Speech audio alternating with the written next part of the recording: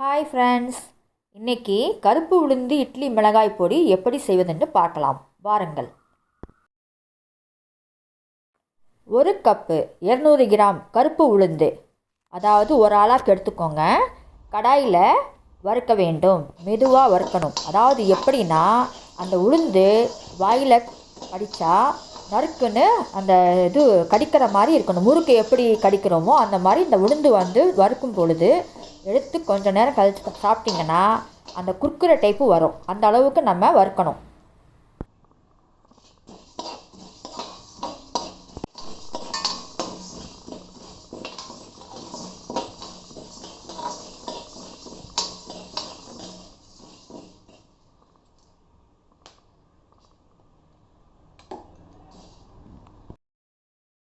நூறு கிராம் கடலைப்பருப்பு 100 கிராம் கடலைப்பருப்பு எடுத்து அதே மாதிரி எண்ணெய் இல்லாமல் தான் எல்லாத்தையும் தனித்தனியாக வறுக்கணும். அப்போது தான் மனம் நன்றாக இருக்கும், சாப்பிடுவதற்கு கூட டேஸ்ட்டாக இருக்கும்.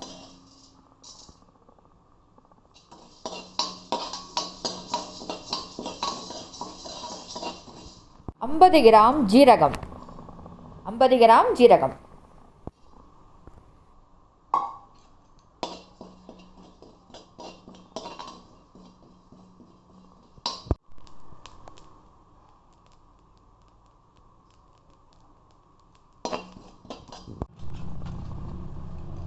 நான் காரத்திற்கு 8 மிளகாய் வற்றல் சேர்த்துருக்கிறேன். நீங்கள் உங்கள் காரத்துக்கு ஏற்ற மாதிரி 10 கூட சேர்த்துக்கலாம். 25 கிராம் கருப்பு எள் 25 கிராம் கருப்பு எள்ளுங்க. அதையும் நல்லா கடுகு பொரிக்கிற மாதிரி லைட்டாக பொரிக்கணும் வறுத்து.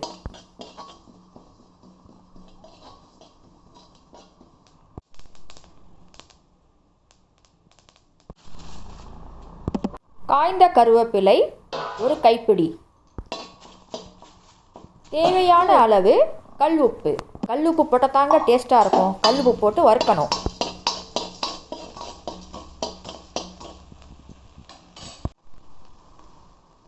அதிலேயே 10 கிராம் பெருங்காயப்பொடி சேருங்கள் கல்லுப்போட. அப்போ தான் அந்த ரெண்டுமே சேர்ந்து வறுக்கும் போது ஒரு வாசனை வரும், சூப்பராக இருக்கும். இப்போது எல்லாவற்றையும் காற்றில் ஆற விட வேண்டும். அதுக்கப்புறமா மிக்ஸி ஜாரில் போட்டு பொடிசாக அரைச்சிக்கோங்க. நீங்கள் சாதாரணமாக இட்லி பொடி செய்யும்போது எல்லோரும் சாப்பிடுவாங்க. ஆனால் நீங்கள் கருப்பு உளுந்து போட்டு இட்லி பொடி செஞ்சிங்கன்னா அதில் பசங்க கூட குழந்தைகள் கூட விரும்பி சாப்பிடுவாங்க. அதில் நிறைய சத்துக்கள் இருக்கிறது.